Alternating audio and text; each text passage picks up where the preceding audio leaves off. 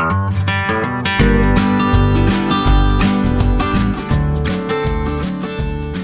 folks, so in this video we're going to talk about how to plan a cross-country trip. Every summer when my son is out of school, we like to plan a long trip. Because both my wife and I can work remotely, it makes it a little bit easier to plan trips across the country. So on our camper we have this map, and it's the map of the US and Canada, and our goal is to fill up that map, saying that we've been to all the states and all the provinces of Canada. So when we plan these trips, we would like to talk about how I plan them. I have my own little method. I'm sure everybody has their own method, but this is the one that seems to work the best for us. So after some research and driving on the road with kids and then not having kids, I kind of realized that about the time that my kids can handle is about 6 hours on the road. So anytime that we plan a trip, I like to figure out, at the most 6 hours. Alright, so we're going to pretend that we're going to go to Google Maps. Alright, we got some Google Maps here, and we're going to say that we're going to start in Lexington, Kentucky. Alright, and then our destination is going to be Cocker City, Kansas. And Cocker City, Kansas is the home of the world's largest ball of twine. I don't know if you're aware of it, but it is super cool. Cocker City, Kansas, and there we go. There's the world's largest ball of twine. And, well, okay, there's alien stuff too, and whatever. But, world's largest ball of twine. Alright, so look over here. We've got, it's 12.5 hours. Way outside of that 6-hour driving range. So what we generally like to do is we like to split that into 2 days. Because again, 6 hours, I know it's a little bit over 6 hours because math, and I have the Kentucky education, so it doesn't really work. So let's take a look here. I go to this website halfway between 2 points. I like to go to either meetways or halfway. We're going to talk about what's halfway. We're going to go with Lexington, Kentucky, and Cocker City, Kansas. Alright, so when you drop this menu down, you got a couple of different options, but one of the things about America is that we like our food and drinks. So we're going to take a look at food and drinks because that's probably going to be the most accurate we can find. Click on submit. I don't know why it didn't just... Oh, well, there we go. Yeah, it did just work. So there's halfway. So we've got either Danville by distance, or we go to time. We've got Jonesburg at 6 hours and 59 minutes. That's a little bit over the 6-hour time limit. And you may have some fussy children, but that's some of those things. You know your children, you know how they work. And if you can handle 7 hours, you can handle 7 hours. As you'll see here in a little bit, we'll talk a little bit more about halfway points, between halfway points, and stopping for playgrounds and breakfasts and dinners and lunches and so forth. So I like to come over here. We got Lexington, we got Cocker, okay. So we're going to add a destination in between so that we can do some planning. So we're going to say, alright, we're going to click on Jonesburg. And then we're going to go to Missouri. Alright, so again, we've got 12 hours and 22 minutes, which is a pretty good drive, especially if we're going to spend all week at a beautiful world's largest ball of twine. Right, so now we're going to talk about the most expensive, most frustrating part of my drives, and that is getting gas. So with my pickup truck, the size of my gas tank, and the weight of my camper, I like to guesstimate about 150 miles between fill-ups. What? And yes, that hurts. That hurts very bad in the wallet. But until we can make a bunch of money off of this channel, and I can buy a nice diesel, which is what we got. So we are going to go back to.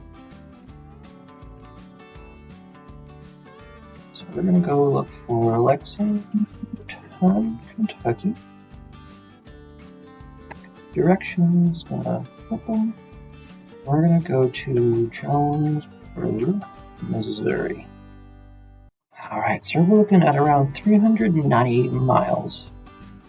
So about 150, 150, and then one more gas stop. So we're going to have to stop 3 times for gas. Alright, so here is where it gets a little frustrating because there's no real good place to say, hey, where do I have to go get gas? Show me one that's going to be big enough to move my trailer around. So what I do typically is I'll just kind of guesstimate what I think maybe 150 miles is. So let's try Lexington to Fordham, Indiana, which is right there. We're at 99 miles. We were close. So let's try Linville. At Linville, Indiana. Looking at 163, so we're getting close. Alright, so let's try Sullivan. Now, typically, 163 miles, that's okay. We would just, because usually I get about 200 miles to a tank, but I like to have that buffer. When we took a trip, us and the rest of the real adventure crew, we hit a bunch of wind, and my gas mileage went from about 200 miles to a tank to around 100 miles to a tank, and we hit some nasty wind. Right, so let's roll in here and see what we got. Selvin, I don't see anything in Selvin. So let's take a look at Dale. What do we got in Dale? How far is Dale? Dale, Indiana. Alright, so 149 miles. Even better. Alright, so, we're going to close out of here. We're going to go to Dale, Indiana. We're going to go to nearby, and then we're going to type in, I like to put in truck stop. I find that truck stop brings up the but the bigger gas stations, ones that are big enough for semis to park and sometimes stay overnight. Alright, so what we got here? We got a rest area, which is not a gas station.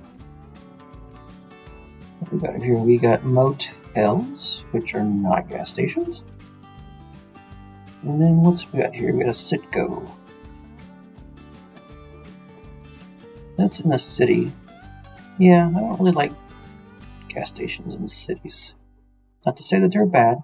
I just prefer to be able to a little bit more move around space. So let's go this way a little bit further.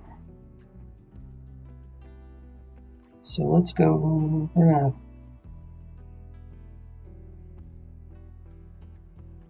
This is where I'm not very good with the computer. So we're gonna do Linville. We're gonna do nearby. And we'll do truck stop. And so, kind of like what we saw with typing between truck stop and gas station, you're going to find a lot of differences between playgrounds and parks. You're going to see the same thing with truck stops and gas stations. So, gas station, look at this. Click on that one. So, look, we didn't see that just a minute ago. We didn't see that a minute ago.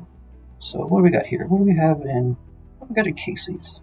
Casey's is not bad. Sometimes it's a little worse than the others, so we're going to do a Google Street View. There's the Casey's. There's the other gas station. Let's go take a look. We're gonna drive with Google. Alright, so that's not a bad looking gas station. You can pull in here and then slide in that way because that's where my gas tank is for my truck. And we got Casey's. Now, we look here. Casey's disappeared. Now, Casey's is back. Casey's there. Casey's gone. And look at that magic. Casey's is back. Anyway, that's how my mind works. Alright, so let's take a look here. The pumps are here. Do I have room to exit out of the Casey's as necessary? Oh, look, it's gone. It's back. Alright. Looks like a pretty good entrance, pretty good exit. Doesn't look like a busy street. Alright, I think this is going to work. So we can pick a Casey's or the Marathon.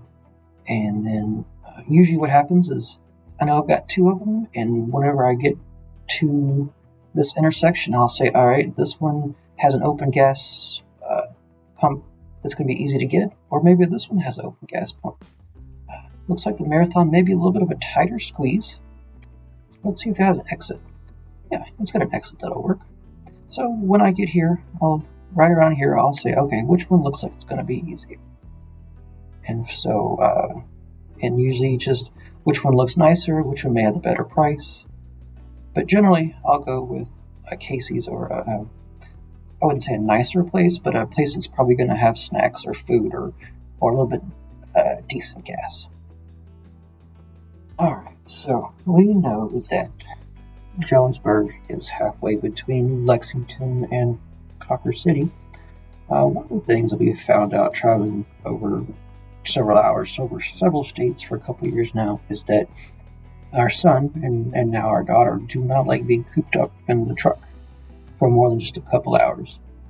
So we've found that usually about halfway through, so about 3.5 hours, is enough time for them to get anxious and ready to burn off some energy. So what we like to do is, again, we're going to go to what's halfway, but this time, instead of Cawker City, we're going to go with Jonesburg. And we're going to commit. So, good. Click submit. And as we scroll down here, we see halfway is Poseyville. Alright, so we're going to take Poseyville. We're going to clear this out, and we're just going to type in, or I'm going to cheat, paste in Poseyville. Alright, so Poseyville looks like the pride of Indiana. It's like a cute little town. Alright, so from here, we're going to go what's nearby. And then we're going to type in playground. We found that either playground or park are your best bets. Alright, so it looks like there is a playground in Poseyville. So let's take a look at this Griffin Park. And that does not look like a place I'd want to stop for lunch and let the kids play. I'm sure it's a nice town, but my kids need a lot more room. Alright, so take a look at Montgomery Park. Yeah, that's okay. Let's take a look at McClure. That is a house, so that's not going to work. Playtopia sounds interesting. I can click on it. Alright, oh, look at that. Look at Playtopia. Let's look at some photos. Alright, so I've got a 7-year-old and an almost 2-year-old. Looks like a good place for both of them. Usually because my son will just run and run and run and run and run and run. Alright, so I like the looks of Playtopia. But from on the map, that's probably 15 minutes. That's not that big. But what about this distance between the exit and here? Do we love our children enough to take this route? Usually if it's more than 20 miles, 20 minutes, we won't take it. So let's see. Let's take a look here. Let's go with Playtopia. And then we're going to do directions. The name of that city was Griffin. Griffin, Indiana. Oh, look at that. We're looking at 12 minutes. That's probably even less because of how it's working here. So that's great. That's our first stop for the playground. Alright folks, so now we've got our first playground. Let's look for our second playground the second day. Since you've already seen how to find the first one, we're going to go ahead and we're going to use that fancy button that allows you to kind of speed up, see little chunks of it, so you're not sitting there listening to me ramble on and talk about whatever's in my crazy brain. So just sit back and enjoy the fast preview.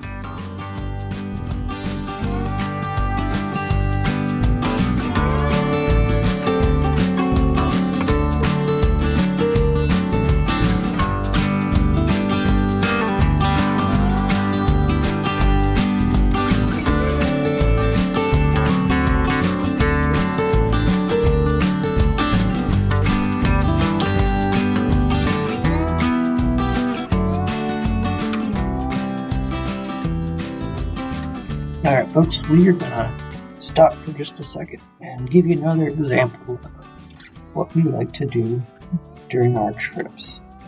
So we can see here that we picked the Chieftain Park. You got this pretty little picture right here, but right here you don't see it. You don't see those nice slides. I got a server error. Let's see, click this again. There we go. Alright, so that looks like a nice little playground. Got a dinosaur. Alright, cool. So here is the next biggest thing that comes into play is, where do I put my camper? Alright, so what we like to do is we're going to make sure we're on the Google satellites or whatever you prefer. And we're going to scroll in, and I've lost where I was going. Playground. Alright, and then we're going to do this again. Scroll in. Scroll in. Alright, so what do we have here? We have our Chieftain Park. Now, is that where the playground is? Nope, it's like volleyball. It looks like a soccer field. Oh, there it is. There we go. Alright, so that's a good looking playground from above. We've got this, skate park? Got this nice main street, and then over here we have tons of parking. Right, so that's going to give us room to open the door, put out the slide if necessary, use the bathroom and in the camper, and cook a nice lunch, all while our children are burning off energy. So that's going to be a consideration whenever you look at your own parks. Alright, now we've got our first gas station picked out. You kind of have an idea of the method to my madness. We're gonna go ahead and find the next couple gas stations, but through the magic video editing, we're just gonna fast forward it, and so you can just take a quick little gander of what I'm doing.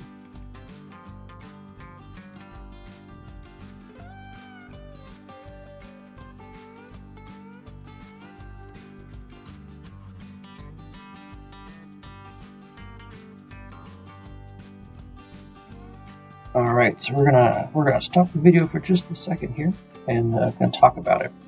So we are at another 150 miles, but we're getting pretty close to St. Louis. Actually, we're really close to St. Louis.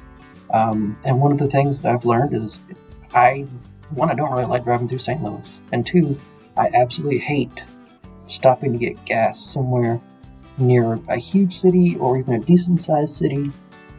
So what I'll try to do is try to do a little research on the area to see if maybe there isn't a bad looking gas station, but otherwise I would typically stop somewhere out here in order to find a nicer gas station, and then just as you can already see, I'm already making a lot of gas stops. So what's another gas stop with two rambunctious children?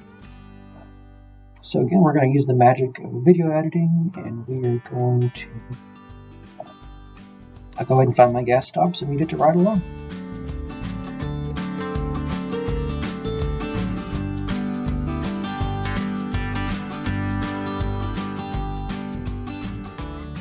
Just kind of a quick break-in.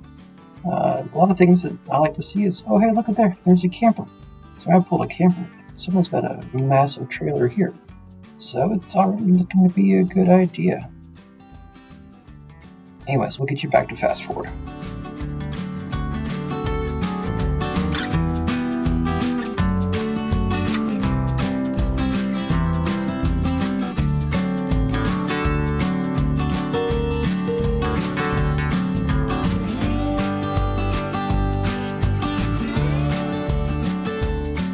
So we're going to pause here for a second and kind of talk about what I'm looking at here.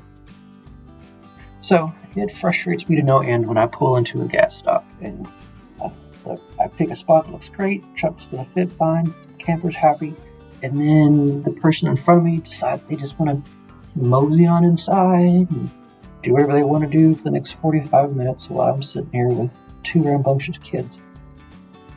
So what I like to do is I'm like, all right, cool, here's a stop. I could fit here, I could fit here, and if I do it just right and come back in, I can even fit here. Right, so there's plenty of room for me to just kind of get around. Right, and another thing that I've noticed is kids got to pee all the time, and so does the wife. So I also look for a place that I can park while we're waiting for everybody to do their thing. And I find that parking right along this edge here has always been really good. Sometimes these spots right here are open. Every once in a while when I'm really frustrated or just want to take a break, I'll pull into the truck side and just take a break. Alright, thanks for being with me while I picked out my second gas stop. A couple more things I want to point out. You may be a better traveler, camper driver, trailer driver than I am. So I'm a little more cautious. I like to take a little more precautions. I want to take a little extra time. And if I can cause just a little less stress on myself, I will. So that's why I look pretty deeply at these gas stations.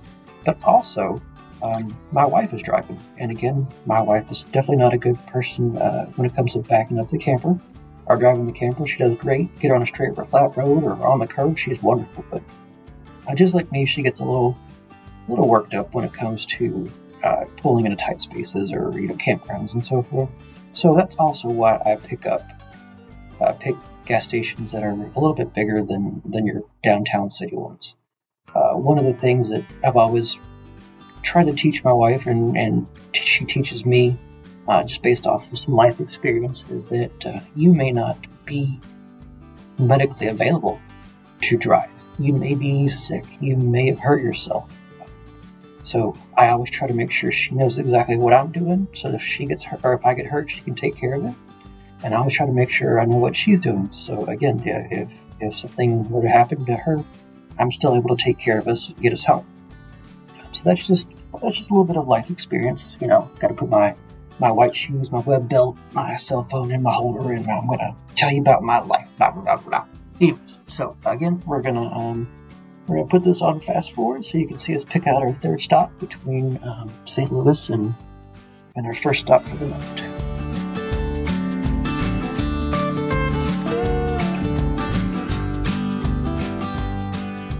Alright, well, let's stop here for a second again. I promise I will stop.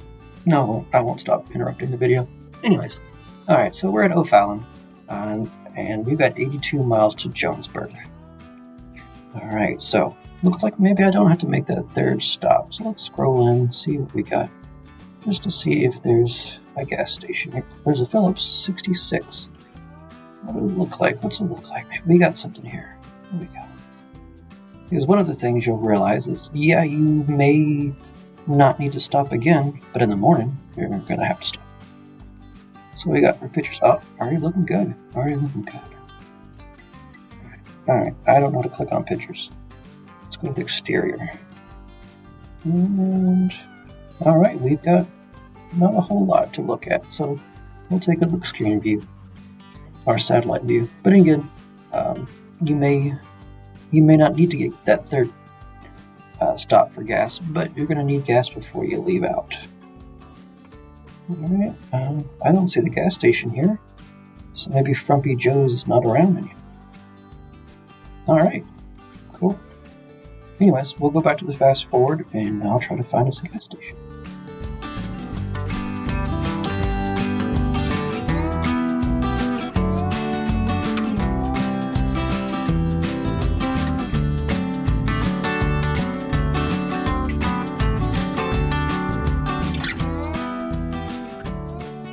Alright, so we are at our halfway point. Kids are getting restless again. Mom and Dad want them to calm down because we're tired too. So now we're looking for our stop for the night. You can do the cracker docking, which is staying overnight at a Cracker Barrel. You can stay overnight at the Walmart. There's a lot of different options. So kind of show you what I usually look for when I'm looking for a campground. And we can see right here, hot dang, we already got a campground just down the road. Let's take a look at it. Oh, okay.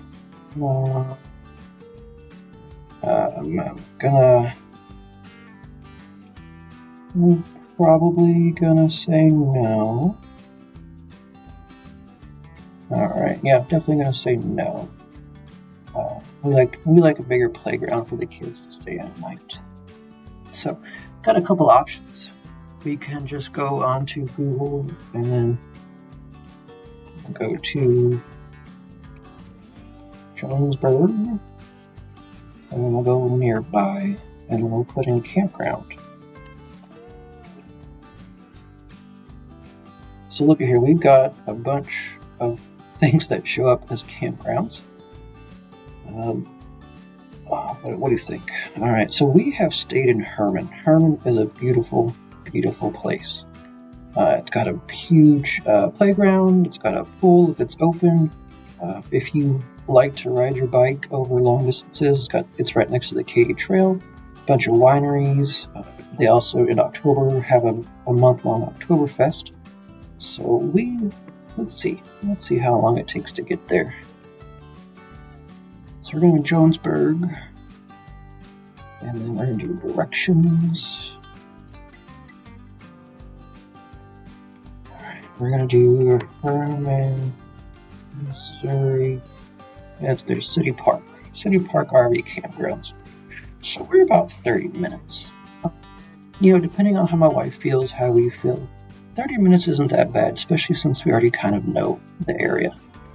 So what I also like to do is there's this website here called Camp India, and then we also have an account with Harvest Host. Yeah, so let's look at Harvest Host. Harvest Host is one of those where you kind of stay at somebody's farmhouse or winery or something like that. So let's go Jonesburg, Missouri. Alright, what do we got? Oh, we got a lot of things nearby, so usually these are churches, righteous, right? So that's looks like a church, or maybe a Harley dealer that's religious, or none of them. Cool. All right, so there's an option there. Yes, we got. I've already lost where I was. Jefferson Jones. All right. So, we could stay at this bed and breakfast. We got this Idlewild Winery. That looks like something my wife would absolutely love. There's an orchard. What else we got here? There's another winery. Winery and coffee house. Alright, my wife would love that. We got a distillery. So I think I've lost where I was going. Let's go to Jonesburg. Yep, I was off. Alright. So we've got the option of this is in Herman, so I think probably where we'll stay. Oh, we got the Spirits. We got the Jesus one. Yeah, so we're gonna take a look at this item. Alright, it is everything that my wife would absolutely love, but what about the kids? Is there something in here for the kids to do? It looks like there's open space, so my daughter will just walk around, maybe ride her bike, and if there's enough room, my son will just play with his soccer ball. So it looks like a beautiful place, but there's actually really not a lot of pictures. So let's see what else we got. What's this over here? That's the spirits. That's the Jesus place. That's Herman. And bed and breakfast. Let's see what that is. It says it's new, so it may not have. Oh, there's been a lot of pictures. A lot of pictures on the inside. Okay, it's no big deal. Another thing that we can look at is Camp Indian.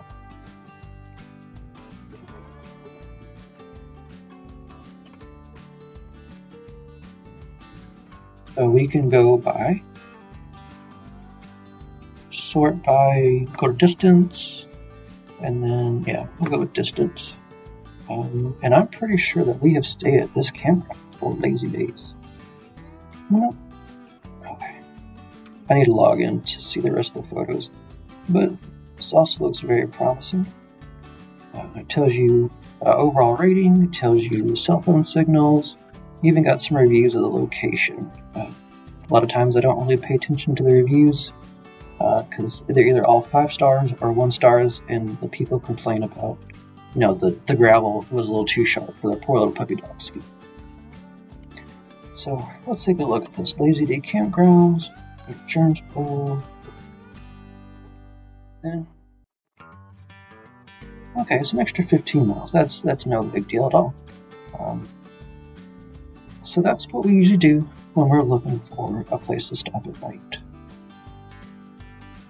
Alright, so one last little tidbit of knowledge that my wife and I like to look at while we're traveling is taking a look at Atlas Obscura. This website used to be a little less ads and a lot more fun and unique places, not necessarily architectures and overseas places, but it's where we found the world's largest ball of twine. We've got a picture in front of the world's largest telephone thanks to this website, world's largest ear of corn, world's largest prairie dog, and we take film photos in front of them, and we've got a map of the U.S. in our living room, and it's just kind of a little silly thing that we like to do. And so there's a couple different ways you can use the site. So we could say world's largest. And go to Chocolate Waterfall. That's not a good place to go. And here we are, the world's largest chocolate waterfall.